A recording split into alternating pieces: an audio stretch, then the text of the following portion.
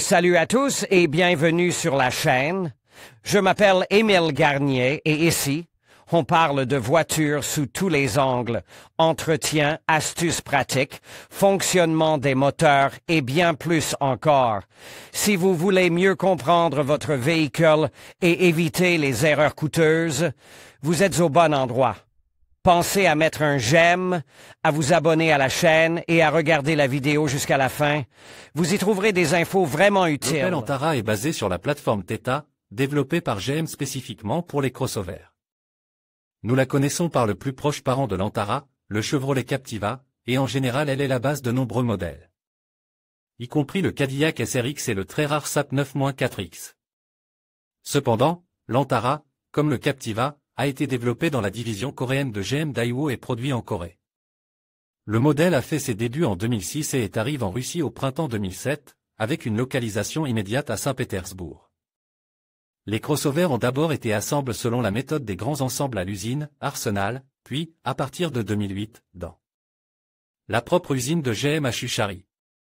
Les prix étaient assez compétitifs. En 2006, le crossover n'était proposé qu'avec un moteur de 2,4 litres, entre 900 000 et 1 million de roubles, et en 2009, une version avec un moteur V6 était proposée pour 1,2 million d'euros. En 2010, l'Antara a fait l'objet d'un restylage qui n'a modifié que très peu son apparence, mais qui a mis à jour la gamme de moteurs. Nous avons eu droit non seulement à des versions essence, mais aussi à des versions diesel, et les prix ont augmenté de façon insignifiante.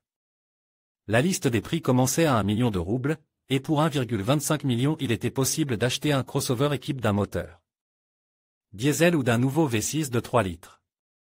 Toutefois, les voitures restylées ne nous sont parvenues qu'en 2011, ce qui n'est pas surprenant, malgré tous les efforts des Allemands. Ces crossovers ont été achetés en Russie petit à petit. Les ventes annuelles se comptaient au mieux en milliers, voire en milliers. Néanmoins, le modèle reste dans la gamme jusqu'en 2015, date à laquelle Opel a quitté complètement la Russie. Et en 2016, l'Antara a quitté la chaîne de montage. Cependant, malgré une popularité modérée, ces voitures sont présentes sur nos routes, et il y a du choix sur le marché secondaire. À l'heure où nous écrivons ces lignes, il y avait 280 voitures prestylées et plus de 400 voitures restylées à vendre sur Avito. Voyons s'il est judicieux d'opter pour une voiture plus jeune et quelles sont les versions à privilégier. En ce qui concerne la carrosserie, les voitures imbattables ont généralement un minimum d'astuces. Les principaux points problématiques sont faciles à prévoir, il s'agit du bord avant du capot et du toit, des cavités des passages de roues, de la partie inférieure des seuils dans la zone de jointure, ainsi que du dessous de la carrosserie. L'espace situé sous la protection en plastique, qui recouvre les arches et les seuils, ainsi que les moulures des portes, fait l'objet d'une conversation distincte. D'une part, le plastique protégeait réellement des pierres, mais d'autre part, l'humidité s'installe sous le plastique et la corrosion se développait progressivement, en particulier dans les trous de fixation des moulures. Il est donc conseil de regarder sous les moulures afin de ne pas retarder les réparations nécessaires. On trouve parfois des gonflements de peinture sur les portes autour des poignées et des points de fixation des rétroviseurs latéraux. Mais il ne s'agit pas d'une maladie. Mais la corrosion sur la cinquième porte est une caractéristique spéciale de l'Antara, la plupart des voitures ont des problèmes à cet endroit. Les points d'attaque sont classiques, le bord inférieur sous les moulures chromées et en dessous, ainsi que la niche de la plaque d'immatriculation. Cependant, ces voitures ne sont pas trop vieilles et bon marche, de sorte que les propriétaires les surveillent généralement de près. Ils n'hésitent pas à repeindre l'ensemble des éléments, de sorte que la probabilité de trouver tous les problèmes en même temps est faible. La rareté et l'inaccessibilité des pièces de carrosserie de l'Opel, qui n'est pas la plus populaire, suscitent quelques craintes. Mais en fait, il n'en est rien, au moins, les pièces les plus courantes peuvent être achetées sans problème, y compris celles qui ne sont pas d'origine. Les prix des pièces d'origine sont bien sûr traditionnellement incroyables, par exemple, le capot a un prix à 6 chiffres, et les ailes avant coûtent entre 60 et 80 000 roubles pièce. Toutefois, un capot non original peut être acheté pour 20 à 40 000 roubles, et une aile pour 8 à 20 000 roubles. Le pare-choc avant est en deux parties, avec une partie inférieure non peinte et une partie supérieure peinte. Il n'existe pas de variante non originale. Pour la partie supérieure du pare-choc, il faut compter entre 25 000 et 50 000 roubles, selon le vendeur et les conditions de livraison. Les prix des pare-brises originaux varient considérablement, il y a des offres pour 10 à 15 000 et pour 120 à 150, mais dans tous les cas, la gamme des pare-brises non originaux est large et offre des alternatives de 5 à 25 000 roubles. Les phares halogènes peuvent être achetés pour 12 à 17 000 au lieu de 17 à 25 000 pour les phares d'origine, mais les phares au xénon ne sont que de marque et coûtent 50 à 80 000. Cependant, l'Antara a été proposé sur de nombreux marches, de sorte que des nœuds rares et coûteux peuvent être trouvés non seulement chez les démanteleurs locaux, mais aussi chez les démanteleurs étrangers. Les suspensions sont les mêmes que celles du Captiva, indépendantes sur tout le pourtour, MC Ferson à l'avant et multilevier à aile arrière. En raison de l'étendue géographique des modèles vendus, l'assortiment de pièces non originales est vaste, de sorte que l'entretien et la réparation ne posent aucun problème. En outre, la facilité d'entretien de la suspension est très élevée, pratiquement tous les Silent Blocks peuvent être achetés séparément, y compris ceux d'origine, et d'autres éléments tels que les roulements à billes avant sont également remplaçables. Les rotules sont rivetées au levier, mais le perçage des rivets et le remplacement du roulement à billes par un roulement à billes de réparation sur boulon est un travail standard, et le roulement à billes peut être acheté à partir de 600 roubles.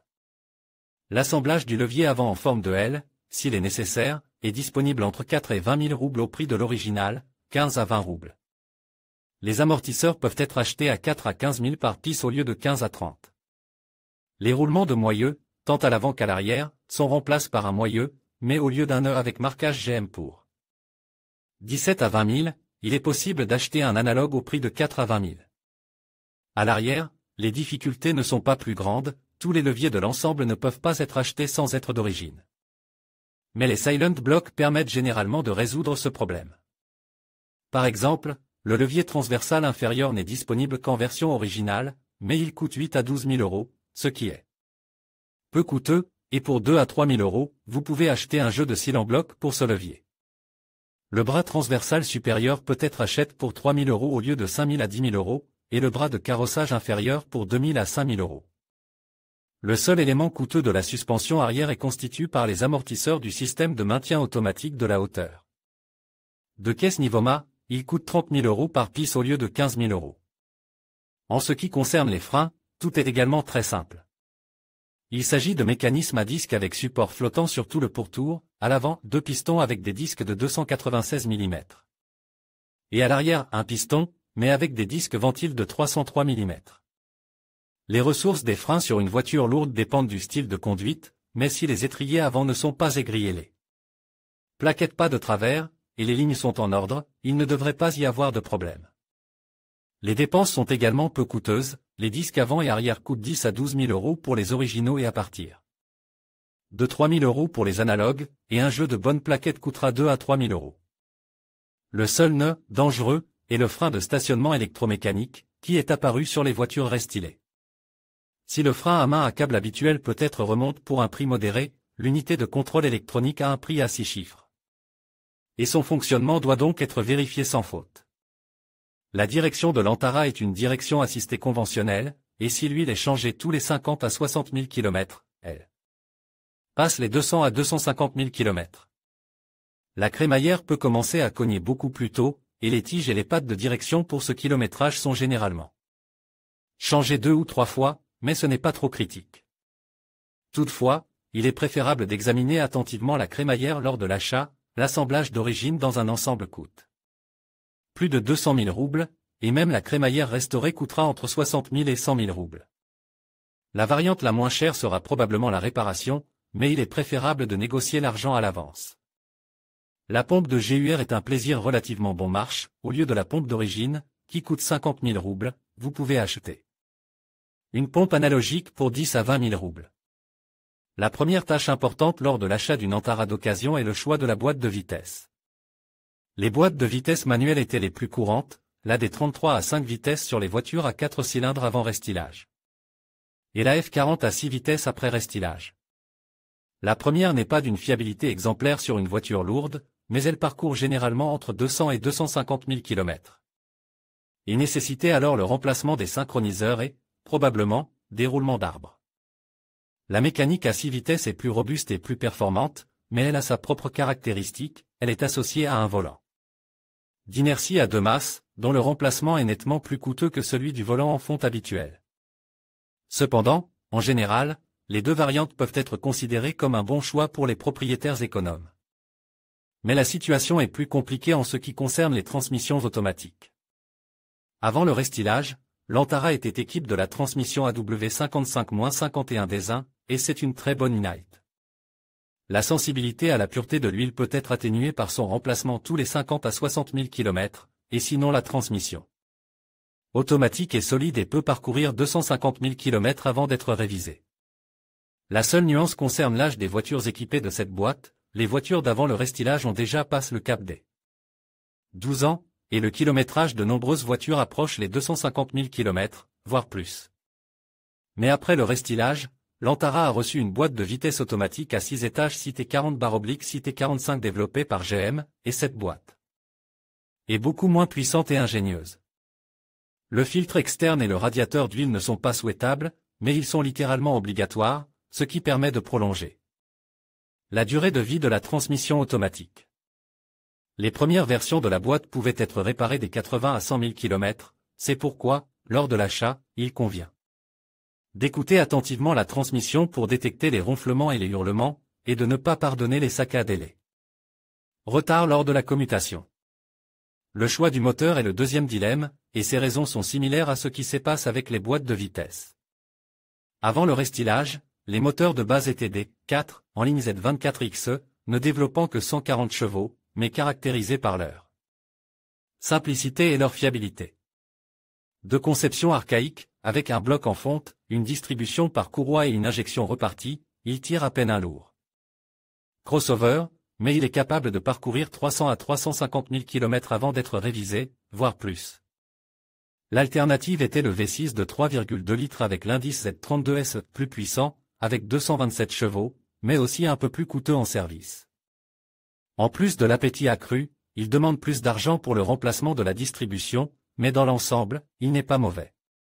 Et, surtout, plus simple que LA30XH à 30HF pour 3 litres, qui la remplace après le restylage. Ce V6 est déjà équipé de contrôleurs de phase et d'une injection directe, et la distribution est assurée par une chaîne dont le remplacement est très peu coûteux.